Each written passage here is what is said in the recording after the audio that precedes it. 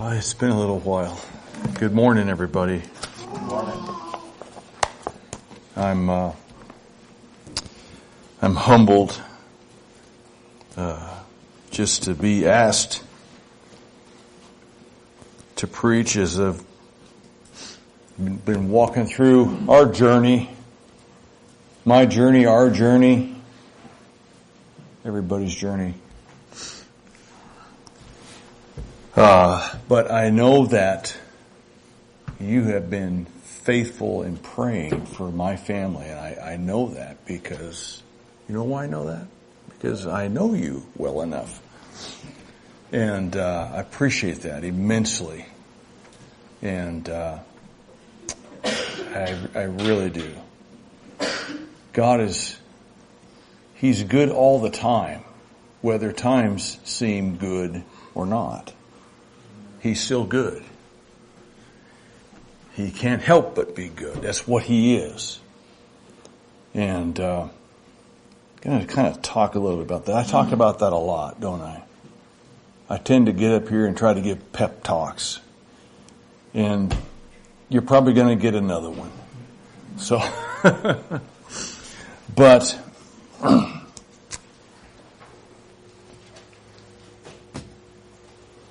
see if I can break it.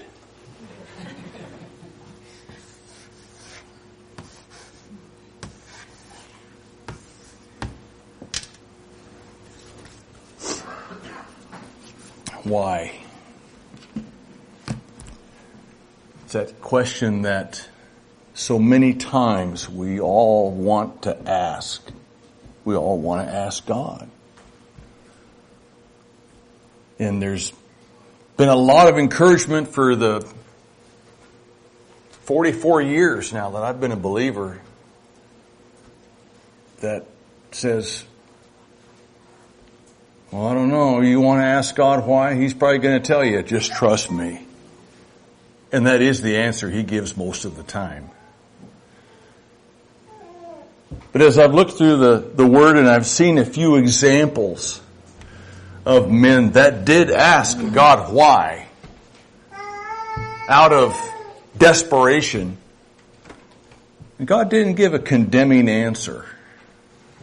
And there's a lot of times that we may not even ask why this or why that, but sometime later, and sometimes it's years later, decades later, you're able to, He opens up your eyes to look back a little bit and He begins to unfold the why right in front of you, and you look back and you begin to understand. I think He delights in that.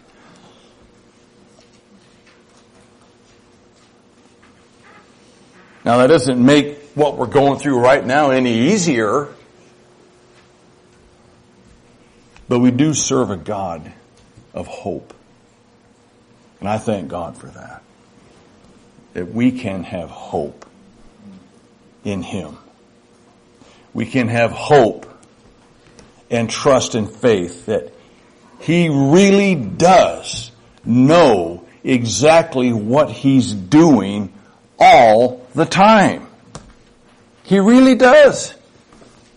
Now, there may have been times in your life you thought, I don't know, man. Lord, do you see what's going on? And do you know? Do you know what you're doing? He's so patient. He's so loving. He just lovingly looks and says, comes alongside you, puts His arm around you and says, yes, son, I do. I knew that, but I just was tempted to ask you. You know, we've all been there, been at these points in life. Some of you are here right now.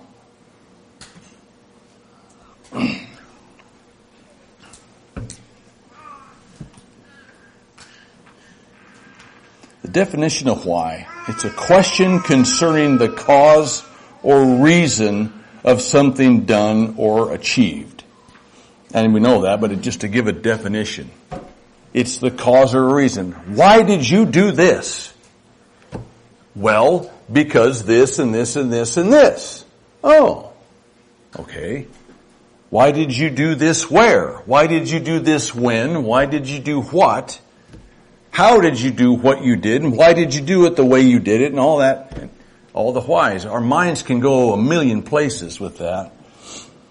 And maybe sometimes they are. Maybe for some of you it's easier to go down those paths. Some of us aren't smart enough to begin going down there, and sometimes I think that's a blessing. So, anyway. But, why do we ask why? We want to know.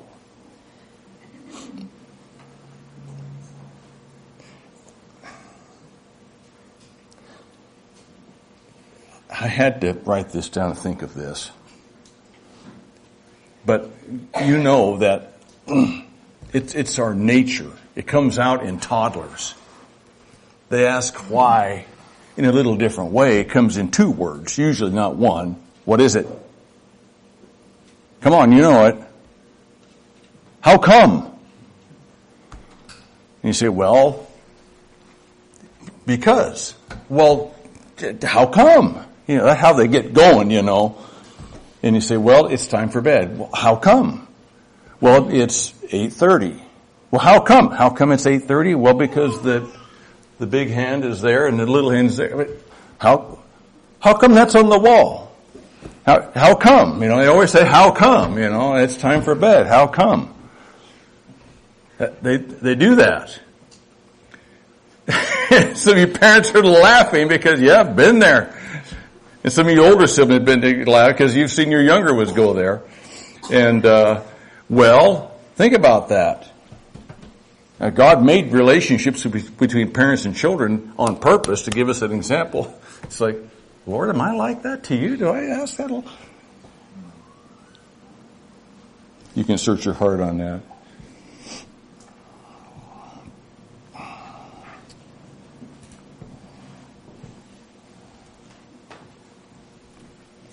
We've had a lot happen this past year, haven't we? Still have some things going on this year. Things that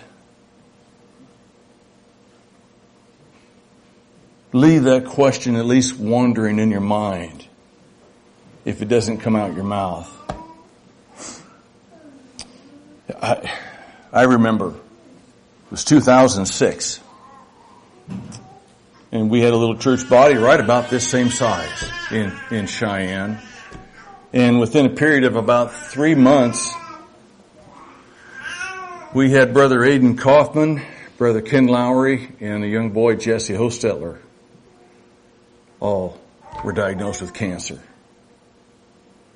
And as we know right here, a little church body, you start stepping back and shaking your head, and I was doing it. I was a brand new pastor at the time, and I said, Lord, what's going on here? I mean, whoa! And there was another sister that was in the hospital. She almost died, and it's kind of, Lord, I can, and I think I even said it. Can we slow things down a little bit here? This is a little overwhelming for us here. And it was difficult. It was hard. And the ones that were expected to make it were the ones that died, and the ones, Ken Lowry's still alive. He was given 6 to 18 months. And so you step back and say, wow, I didn't expect that. No, he didn't. And, but, do we trust God? Do we have faith? Through the tears. Those were hard times. But here we are. And the question can kind of linger. And like I said, sometimes we get an answer. Sometimes the answer from God, many times it is, just trust me. I do know what I'm doing.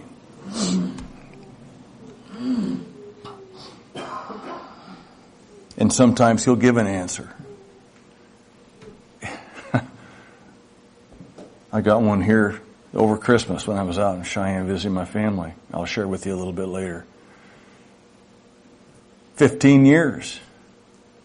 I'd totally forgotten about an encounter with a former coworker that I had. I'll share with you a little bit later,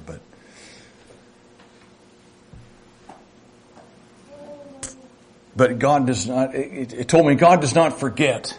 We may forget things that we go through in life, blessings that we give to other people. We're not even thinking. But God remembers and people remember. And it does make a difference in eternity. Even though what you're going through right now may be exceedingly painful. Don't think that God's not using you for good. So let's talk about a little bit. I got to thinking about this question here, why, and I got to thinking about some of the reasons that God allows us to go through things, the deep, dark valleys, that we don't understand what's going on at the time. But He gives us a reason, sometimes in, most times later, if we get one at all. And so I want to go through about 4 of them. And then the last one, hopefully will touch our hearts even more so. But sometimes we go through, and people go through difficult times simply because they sowed this and now they're reaping this. There is a law of sowing and reaping. My father-in-law died of lung cancer. He smoked for 60 years. You say, how did he live that long? We ask ourselves the same question. But that's what he died from. This is what he did. This is what he died from. Okay? Alcohol. If you're going to be an alcoholic, you're likely going to kill yourself. You're going to kill your liver and other parts of your body. And so this is what you're going to sow. This is what you're going to reap. I remember when years ago when we lived in Lakeview, I was teaching school down there. And we went to a little Foursquare church at that time. And there was a guy that they would come every now and then. And we'd play softball together. His name was Ralph. He was an alcoholic. He wasn't just a drunk. He was an alcoholic. And every now and then he would sober up. He'd manage to get himself sobered up for a short time. And I'd watch, and he was only 39, 40 years old. Something like that. And I'd watch him as he's going through his withdrawal, and he would put his hand right here and just, his liver was bothering him. And that's what alcohol does. It destroys your liver. They call it cirrhosis of the liver. And I'd watch him, and he'd be just, and I think, man, why don't you put that stuff down? You're killing yourself. And, but that's what it is. And he died. He wasn't that old when he died. But that's it. If you're going to commit crimes, if that's what you're going to sow, you're going to end up in jail. So there's sowing and reaping. If you're going to live in promiscuity, you run the risk of getting who knows what kinds of diseases that are out there. It may prevent you from having children, that kind of thing. There's a big price to pay for that. But there is that principle of sowing and reaping. It's that simple. And so, when people say, well, why do these bad things happen to me? Well, what have you been sowing? That's a good question to ask yourself. Or for anybody to ask themselves. I think I mentioned this before, but the second place that I taught school at, there were some children there that I could look at their behavior, and these were grade school. And it wasn't that hard. You saw how they were and what they were like, and you could say, this child is, by the time he or she turns 18, is going to be one of two places, either in the grave or in jail, unless they really change their way. And that's sad. But you could look at that. And I look back at the parents and what they were allowing them to get away with. I think, man, come on, man. What are you doing? And then I realized it was through seeing that I began to realize that the commandment, honor thy father and thy mother, God will bless you with a longer life. I used to think there was some super spiritual thing about that verse. And it's a spiritual verse. It's God's word, so it's spiritual. But then I began to realize that really there's a lot of practicality behind it. If children will grow up respecting and honoring mom and dad and their authority, that's going to bleed over into other areas of life. And if you will respect authority as you live out your life, it's not that difficult. You're going to keep yourself out of trouble. You keep yourself out of trouble, you got a better chance of living a longer life. If you insist on living a life where you are in trouble all the time and that's what you want, you run the risk of living a shorter life. And that's kind of a hard reality, but my eyes got opened up to that. It was pretty simple. Pretty basic. But there is that law of sowing and reaping. But that's not why a lot of people go through things that they go through. A lot of believers, and I'm talking in particular, trials and tribulations. Sometimes God allows specific, maybe difficult circumstances to come across our lives just because He's guiding and directing, and He's using these circumstances to guide and direct someone. I know I've lost jobs along the way that I, in all sincerity, felt like I got the short end of the stick.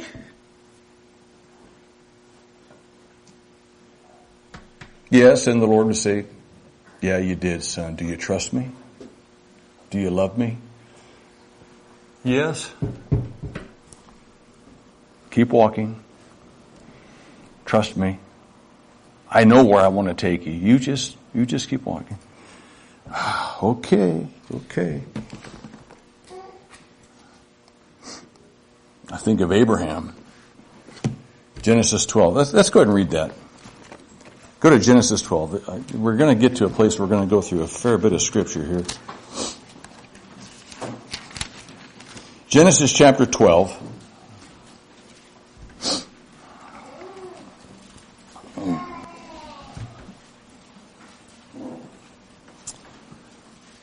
In verse 1, I'll read the first 4 verses. Now the Lord had said unto Abram, Get thee out of thy country, and from thy kindred, and from thy father's house, unto a land that I will show thee. And I will make of thee a great nation, and I will bless thee, and make thy name great, and thou shalt be a blessing. And I will bless them that bless thee, and curse them that curseth thee. And in thee shall all families of the earth be blessed. So Abram departed, as the Lord had spoken unto him. And Lot went with him, and Abram was 75 years old when he departed from Haran. Now skip down to verse 10. As they journeyed along, look what happened here. And there was a famine in the land. And Abram went down into Egypt to sojourn there, for the famine was grievous in the land. So here, God says, pack up and start going. How many people here would like to hear God come knock on your door and say, start packing. Where we're going? I'll show you when you get there. Yeah, thank you. There's an honest brother right there. No, I don't want to hear the Lord say that to me. I don't either. He did that with Abraham. When he was 75. He had aches and pain. Now, granted, okay, this was a long time ago and he lived to be longer, and maybe 75 back then was like 45 or 50 now. But those of you that are in that age, you've got aches and pains. You know what that's like. 75 years old. Pack up and start moving. So he did. And he gets going somewhere, and the place he goes to, guess what's going on? There's a famine.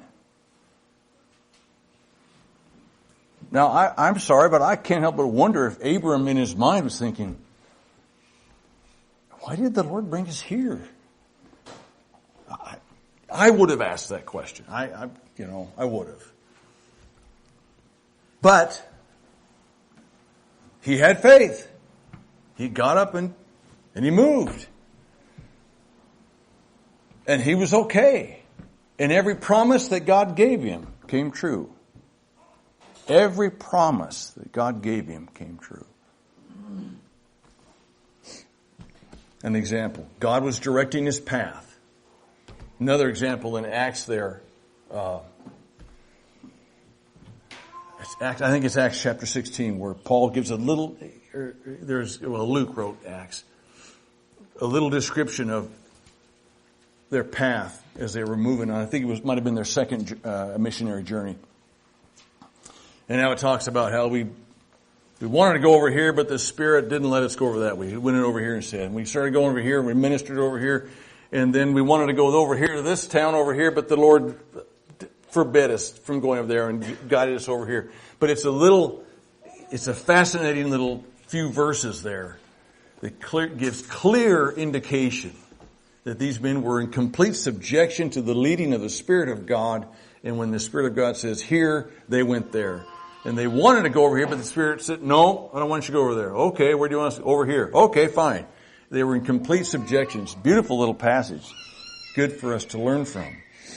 But God was leading their path. Now, He wasn't necessarily, that I know of, using difficult circumstances to guide them. They were just listening to the Holy Spirit.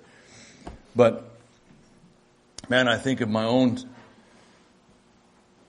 journeys along the way and things we had to give, things the Lord asked us to give up.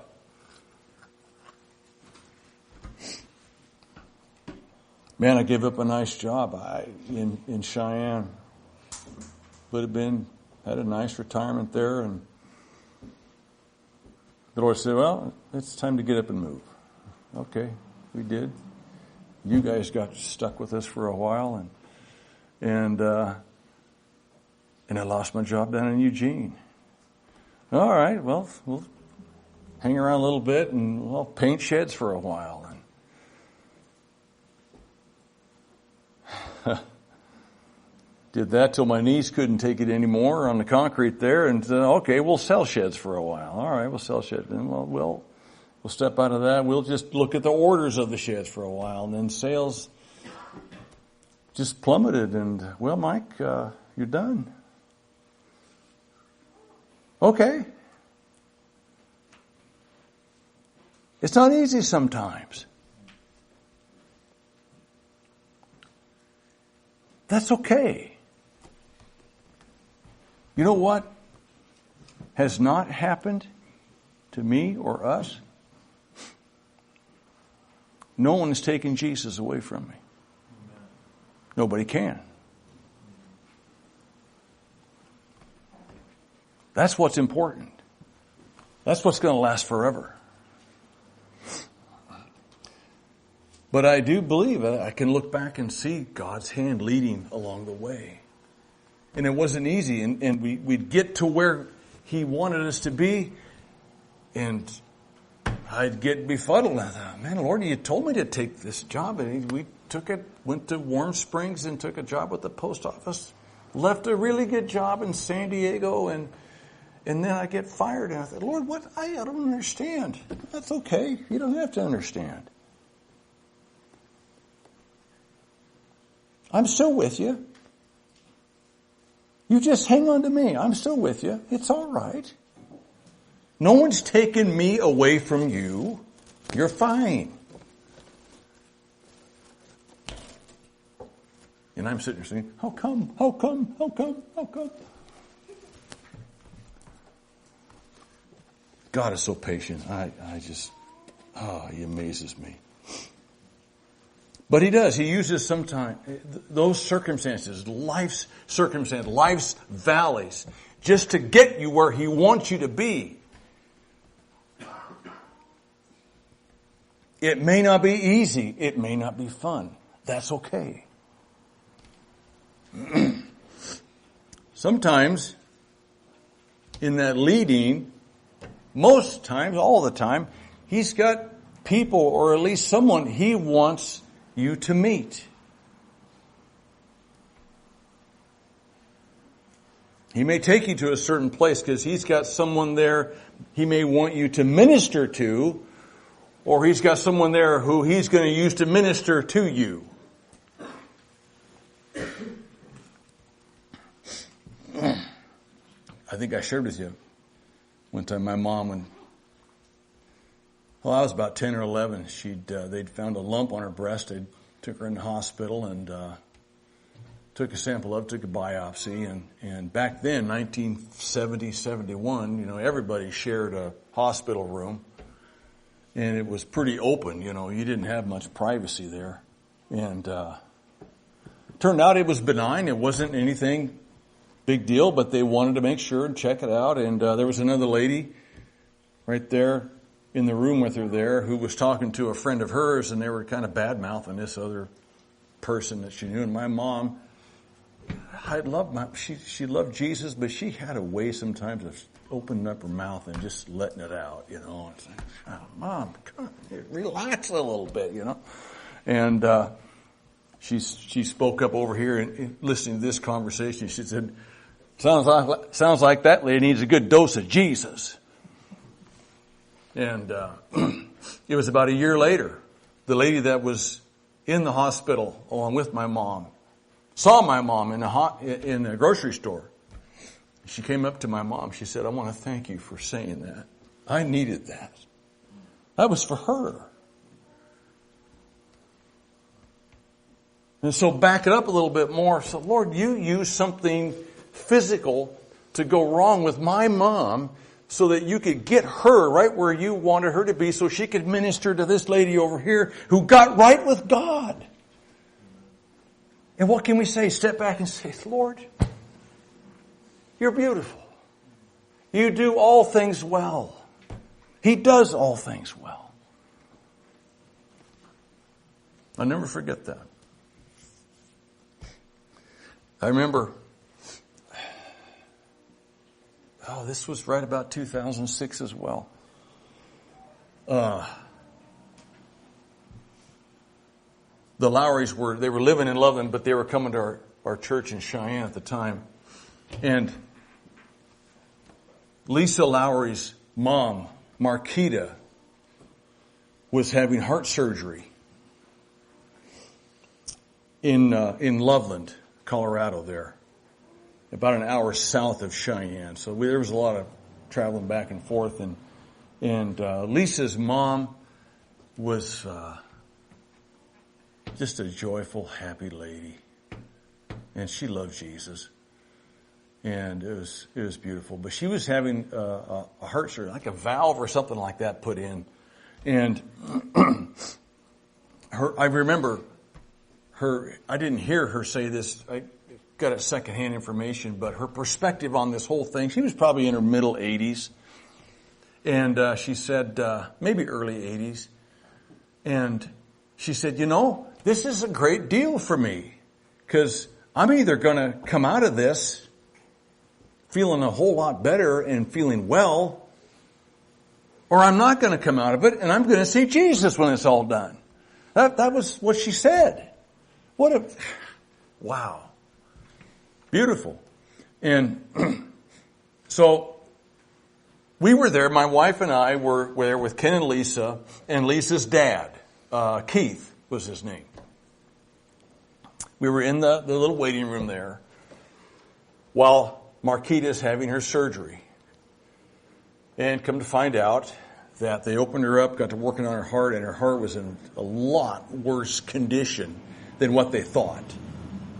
And when surgeons work on someone's heart, they actually stop the heart, reroute the blood through that machine that they have to keep blood flowing through the body. Then they can work on the heart without it beating all the time. Incredible what they can do. And they did the work, and they tried to get her heart going, and it wouldn't respond. And so the doctor and his assistant would come in and say, "This is what's going on. We're still trying." And they tried for a couple hours. And then finally they came back in the waiting room and they looked over at Keith, the Marquita's husband, and says, "We lost her."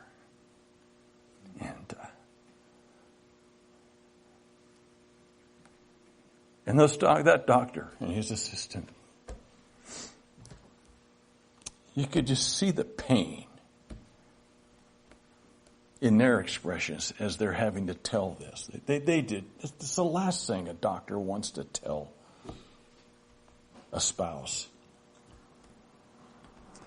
And I'm sitting here and I'm watching this, and seeing, and Ken Lowry over here, he speaks up and he looks to the doctor and his assistant. He says, "Can I pray for you?" And I'm just sitting, almost kind of shaking my head. This is a little backwards. Usually it's the doctor, he's praying for the people that just lost. This time it's the relatives, they're praying for the doctor to be able to work through this. And I just thought, wow, it was a beautiful testimony. It was hard. She died. But God came down in that little bit of room and ministered to that doctor that was trying to save her life. Never forget that. Hard circumstance, yeah. Oh. But God used it and gave a why. You could look and say, God said, this is a part of the why for this. Okay? It's all about me. When we were out in Cheyenne over Christmas,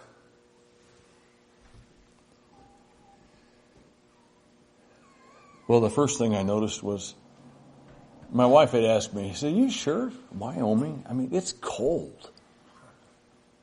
I said, "No, I think I'm okay. You know, we'll be all right." Well, we get there, and this is a little rabbit trail, but it's 12 degrees, and it's about 30-mile-an-hour wind, like it always is in the wintertime there. And it took me from the car to the front door of the house we were staying in to realize, maybe I'm not so up for this here. I don't know. Maybe I like the climate here in the valley a little better than I thought I did, It was cold and windy. But my son Jeff told me a little story that had happened to him, I think maybe about a month before, sometime in December, this last December and November. He said, "Dad, do you remember a guy named Archie Martinez?" I said, "Oh yeah, I worked with Archie at the utility there. Cheyenne Light was the name of the company that I worked for there. And yeah, we had a lot of good talks. And I have to confess, I really don't know if he really was saved, but he liked to talk about God, and he was Catholic. And but just a neat guy. He's probably 15 years older than I am, and he had retired. And we had something we were doing as a church there, where on Sunday afternoons we would, I think maybe once a month or twice a month, people amongst our youth group and anybody for that matter would go find somebody that would like for our youth and some of our parents to come and sing for them on a Sunday afternoon after our fellowship meal. I thought, okay. And we would do that. We would find people to go sing to. We'd go up to their front door and they'd open the door. If the weather was nice enough, and we'd sing to them. And so I thought of Archie. I said, "Archie, here's what we're doing. Could we come to your house in a couple Sundays on an afternoon and bring our youth and sing some hymns for you?" And I think he said, "Yeah, that'd be great." And so what I remember is we got there, and he and his wife, and I remember Archie just crying as we're singing to him. Well, what happened was, I forgot one part of this. Forgive me. Let me back up a little bit. Jeff ran into Archie at one of the car washes that Jeff is kind of a manager over. And they got to talking, and Archie had told him, he said, well, I used to work at Cheyenne Light. And Jeff said, oh, really? He said, when? And he told him when, so it was right the time frame that he knew I was working there. I said, did you know Mike Mollman? He said, oh, yeah, I remember Mike. And then he started telling me this story about how we came over and sang to him and his wife. But then he said this. He said, they came and they sang for us. And he said, my wife was dying. And they prayed for my wife. But I don't even remember praying for her. I remember singing and watching Archie cry. I don't even remember. He said, my wife's still alive. Oh. You see, you don't know. We walk by faith. And it's a good question to ask. Why does God heal some and not others? But He's got a purpose. We walk by faith. I started crying when my son, told me that. I thought, oh, man. I don't even remember praying for her. He said, he did. And he said, she's older now. She was getting dementia, but she got well. And he remembered that. So God used a difficulty in Archie and his wife's life. And he just brought a bunch of old Anabaptist, weird-looking youth that wear dresses and head covering, and here we are, and he uses us to touch their lives in a very real way. Beautiful.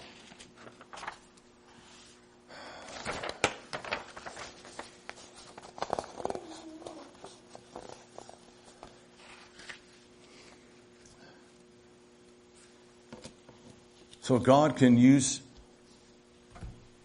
difficulties and hard times that make us want to ask why, to guide our path, to lead us to people. But sometimes He also He just simply tests us to see, will we remain faithful in the midst of the fire? Those are some of the hardest tests. To show us what kind of soil do we have in here, in our heart. Is it rocky, stony, shallow, full of weeds that choke the word, that choke the fruit that may come out? Or is it free, where His word can get planted and grow?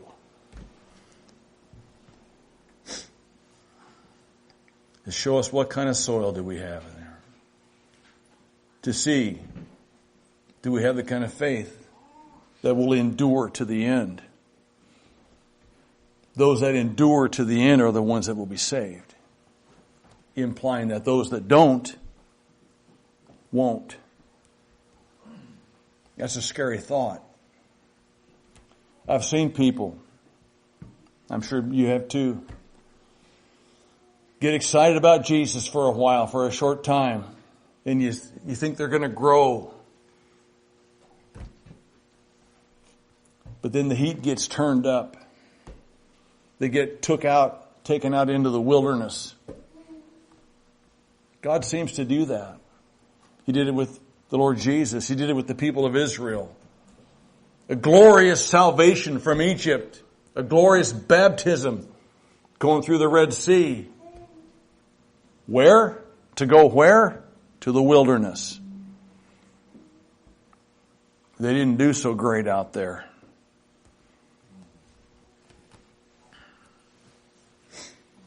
Turn to Exodus 14. Exodus 14.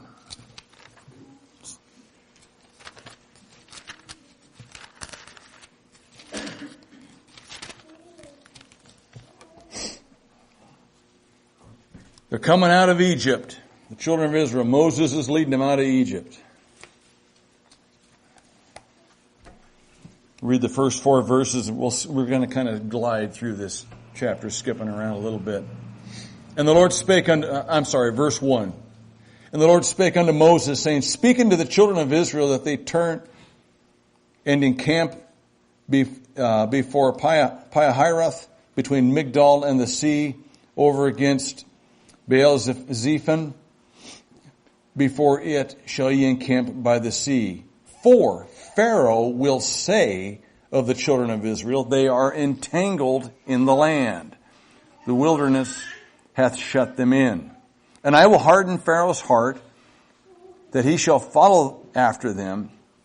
And I will be honored upon Pharaoh and upon all his host, that the Egyptians may know that I am the Lord. And they did so. Verse 10. Skip down to verse 10. And when Pharaoh drew nigh, the children of Israel lifted up their eyes, and behold, the Egyptians marched after them. And they were sore afraid, and the children of Israel cried out unto the Lord. And they said unto Moses, Because there are no graves in Egypt, hast thou taken us away to die in the wilderness? Wherefore hast thou dealt thus with us, to carry us forth out of Egypt? What's a different way to say, wherefore hast thou dealt? Why did you do this to us, Moses? Why? Is not this the word that we did tell thee in Egypt, saying, Let us alone that we may serve the Egyptians? For it had been better for us to serve the Egyptians than that we should die in the wilderness. And Moses said unto the people, Fear ye not, stand still and see the salvation of the Lord, which he will show to you today. For the Egyptians whom ye have seen today, ye shall see them again no more forever. And the Lord shall fight for you, and ye shall hold your peace. Wow. In verse 30 and 31, Thus the Lord saved Israel that day out of the hands of the Egyptians. And Israel saw the Egyptians dead upon the seashore. And Israel saw that the great work which the Lord did upon the Egyptians. And the people feared the Lord and believed the Lord and his servant Moses. And we all know that didn't last very long. They got out in the wilderness some more, and they got to complaining and whining again. I don't like life. I don't like this life, God, that you're giving me. That's kind of the crux of the prosperity gospel. You don't like life? There must be something wrong with you. You don't have faith. Because if you had faith, life would be a cakewalk. That's not here. I've read this. Some of the others have too. It's not here. You're not going to find it. You find examples like this. A great salvation. And then testing. And we can all say, I don't like that method that God uses. Well, I may not like it either. But I'm not God, and neither are you. So who are we to argue with him? We're going to answer to him. He's not going to answer to us. We need to keep that perspective and keep that healthy fear and reverence for him. And a faith and trust. Yeah, it's not fun sometimes. But it's what it is.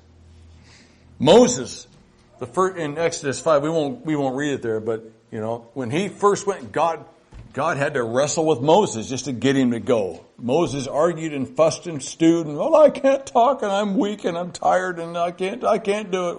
I'll send Aaron with you. He's got a eloquent tongue. Okay, fine. Finally took all the excuses away from him. He finally went. And he went. He did what the Lord told him to do. went before Pharaoh. Pharaoh's first response was, "Who is the Lord that I should obey him? I don't know the Lord." He mocked him. And Moses went back and he asked God, "Why did you send me out here to do this?" He asked the question. It's in there. You can read it for yourself.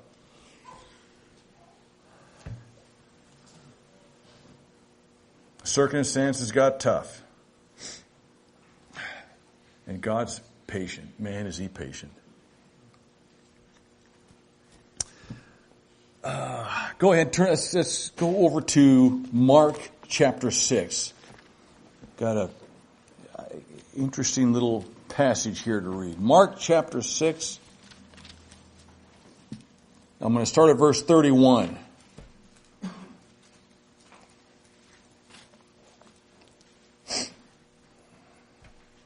Yeah, I'm going to read to the end of the chapter. I'm going to read a little bit quick because it's a number of verses, but it's a good story here.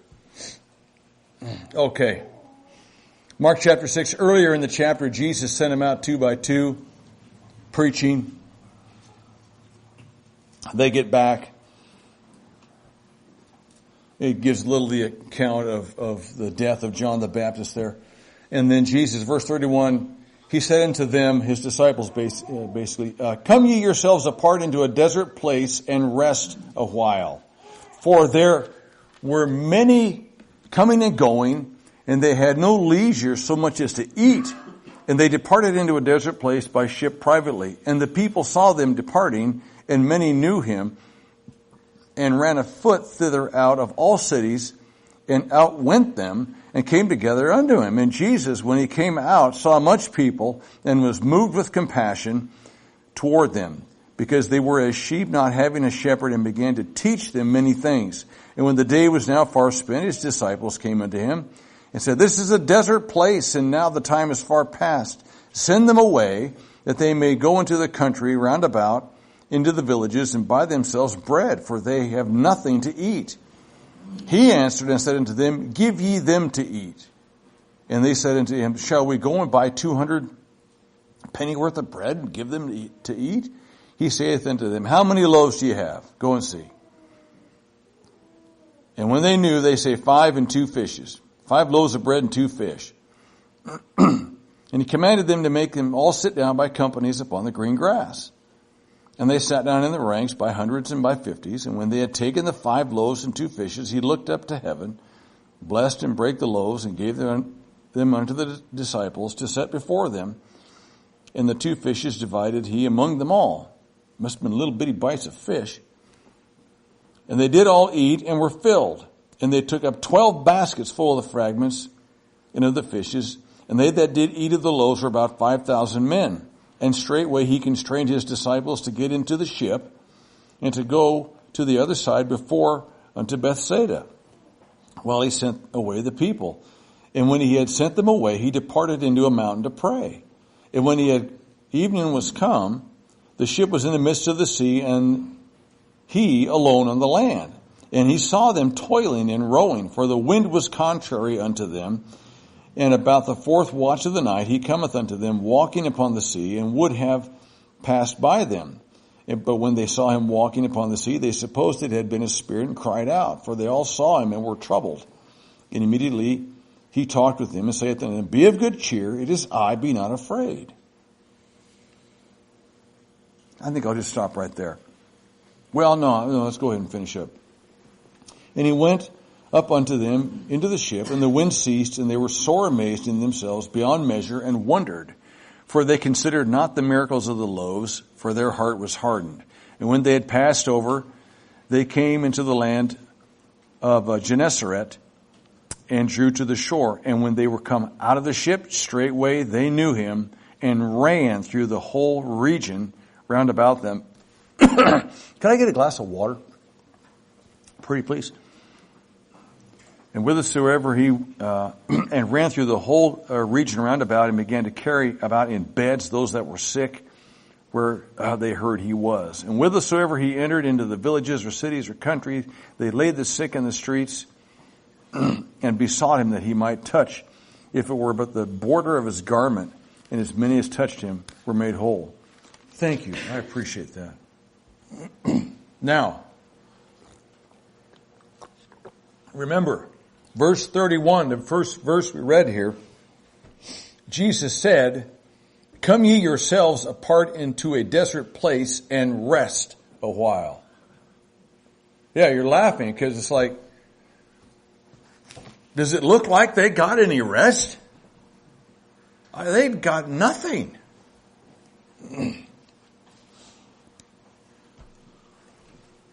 Have you ever, in your soul, just sensed, I could just use a break? Lord, can I just have a little break? Or maybe you've determined to set some time aside just to get alone with God for a while. Maybe, can I just do this? I mean, we should be every day, but even beyond that, maybe once a week or something. I just need some time with the Lord. I'm getting pushed to the limit here.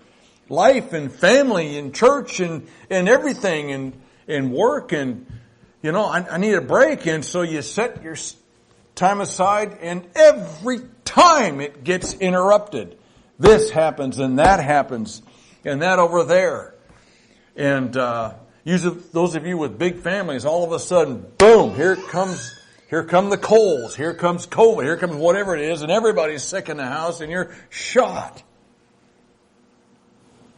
Don't you? I remember waking up one morning when we lived in Wyoming.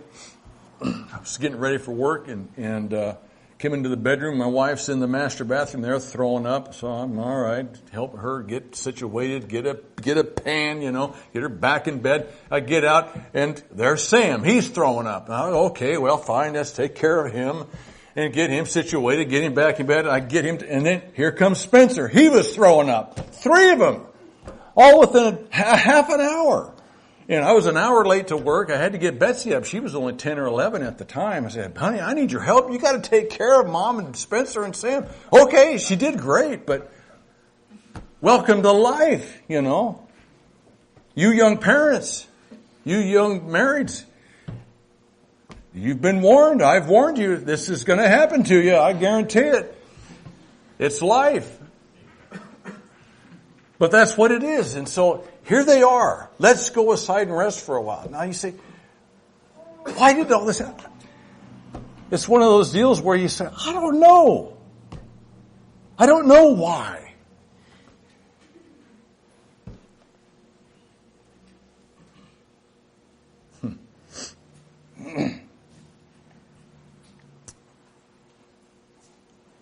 Let us rest. Did they get any? No. That's just how it is sometimes. And God calls you, trust me, take my hand. Lord, I'm tired. I know you're tired. Let me tell you something. He can identify with that. When Jesus subjected himself to becoming a man, he subjected himself to being like a man. He experienced pain. He experienced tiredness when he was asleep in the boat that one time. You say, he's God. Surely he was asleep, but he knew everything was... Yes, but he had subjected himself to being a human being. I think he was just plain tired. He was physically tired and needed sleep. Otherwise, would he be able to relate to us? But he can relate to us. Because he came here to be a man. And became a man. Job was another example. God even bragged about Job to the devil. Have you considered my servant Job? And he gave him the limits of how much he could touch him. And Job, after his friends came and they sat for 7 days and nobody said anything. Some of his first responses were, why was I even born? And let me tell you, go through what he went through. Man, I tell you, I'm sure I would have been asking the same thing. What is going on?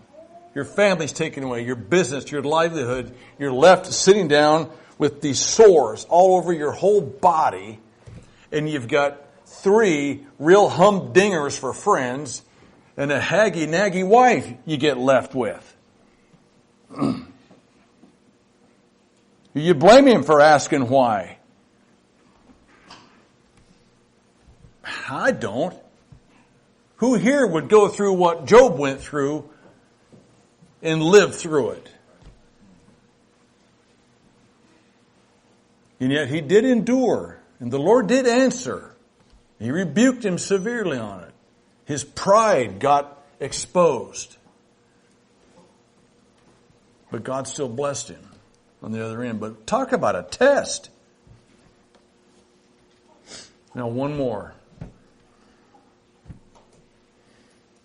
One more person in Scripture that asked why.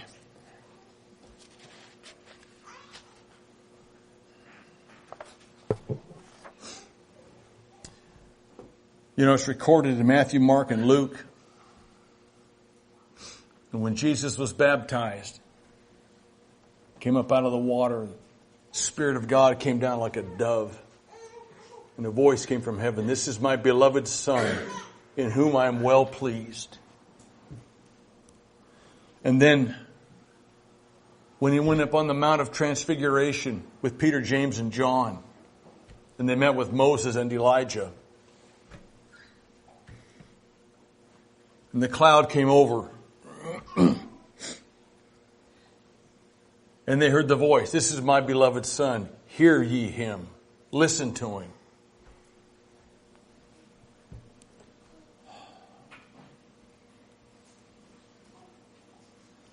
But when Jesus hung on the cross,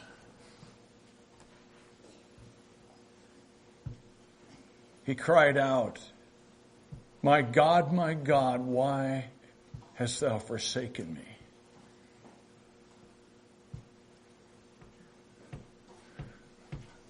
He got no answer. There's no record of a voice from heaven saying, "It's okay, hang in there." Nothing.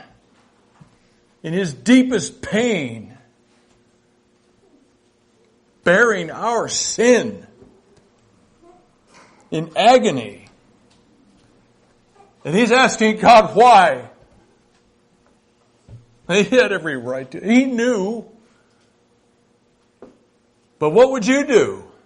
What would I do? And yet he got nothing. He experienced a loneliness that no man or woman has ever come close to.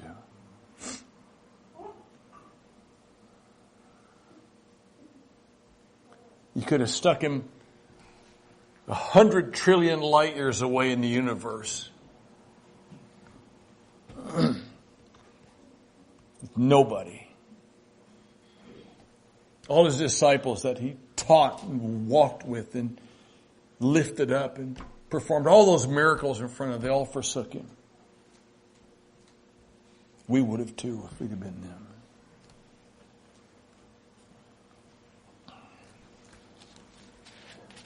He did that for us.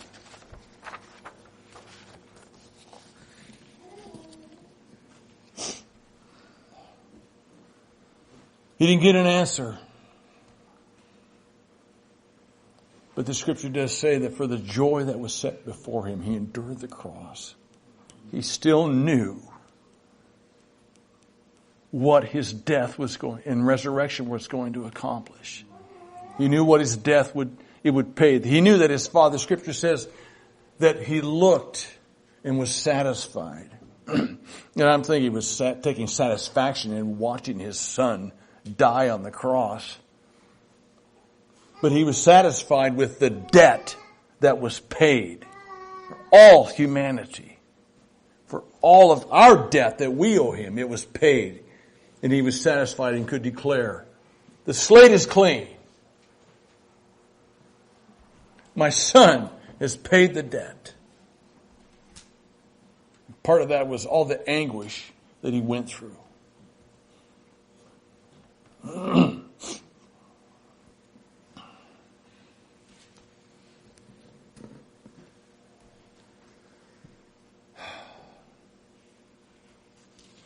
He calls us to walk with him down the same path.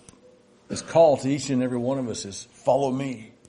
It's real simple. We talked about the simplicity of the gospel and the walk. The call is real simple. Follow me. Simple, profound, 100% against our own will of our flesh and self, but that's the call.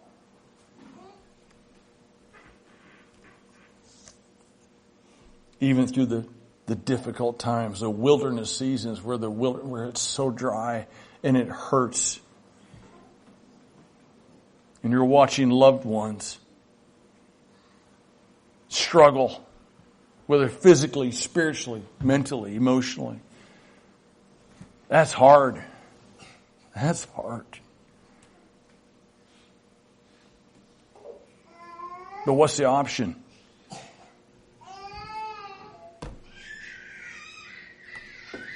You know, I look at much of our journey as, you know, I start off, when I got born again, I was hanging on to the world. God began to open up my eyes and said, no, I want you to hang on to me.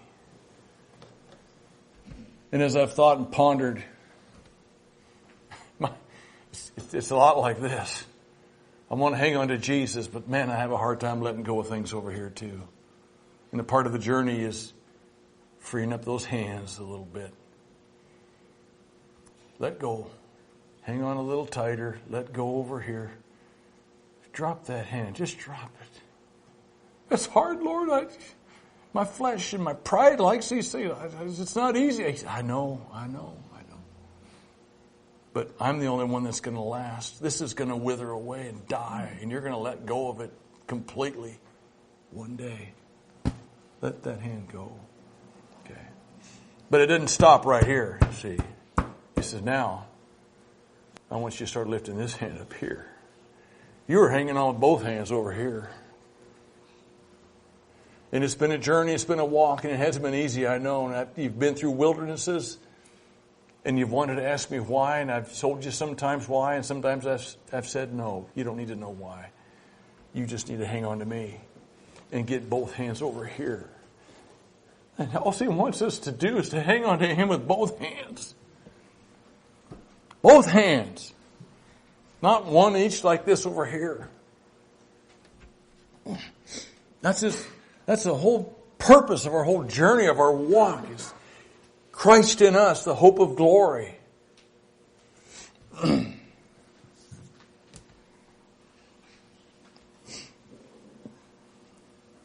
know, people ask, if there's a good God out there, why do bad things happen? I heard a man named John Lennox. Anybody ever heard of John Lennox? Yeah, I appreciate him. He is brilliant mind. Very good at apologetics. He likes to debate with Richard Dawkins. I enjoy watching him because he is a wise man. John Lennox, if you get a chance. But what I heard him say one time is profound. If there's a good God, why did bad things happen? You mean like, why did Jesus die on the cross? Is that what you mean? That's a bad thing happening to the best that ever walked the face of the earth. What's God doing on the cross? If you talk about bad things happening to good, what's God doing on the cross?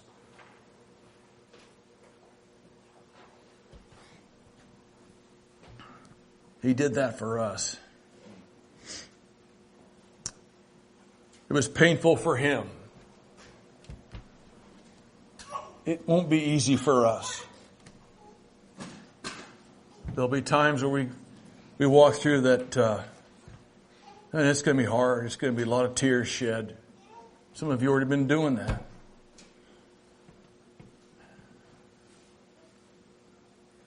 But his call still is, let go and hang on to me. Oh man, each strand of sorrow has a place written within this tapestry of grace. The song goes, the ultimate why, it's really for his honor, glory, his kingdom. That's what it's all about. Anything that he leads us through, any wilderness that he takes us through, where we get to the point of, Lord, what's going on? I want to ask why. If you really want to know the ultimate answer, it's all for his honor and glory and majesty is really what it boils down to. If you want to get down to the root of the matter, if we're going to be followers of Jesus Christ, he will take us on a path that will help us identify what it was like for him when he walked on this earth. You'll go through things and you'll be able to look and say, oh, that's what it was like. I see a little bit now. It may not be fun once you go through to have your eyes opened up. But do you want to remain blind? Or do you want to be able to see more clearly? Have the eyes of your understanding opened up more clearly? We've got to go through those wildernesses. We've got to go through those hard times.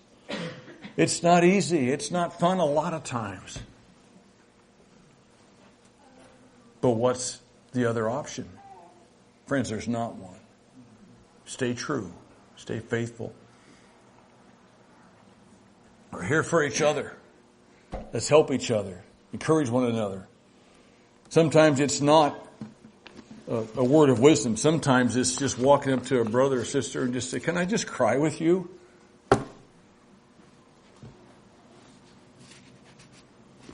I remember when we talked about Jesse Hostetter, when he was terminal and he was dying the last couple months there. I remember going to talk to Dave, his dad, Dave Hostetter, his dad. And I'd just look at him. I didn't know what to say. I said, Dave, I don't have anything to say to you. But all I can do is just give you a hug and cry with you.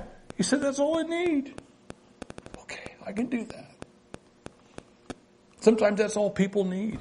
It touches their life a lot more than you realize.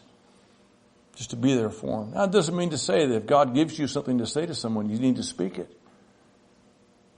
But sometimes it's just weep with them that weep, laugh with them that laugh.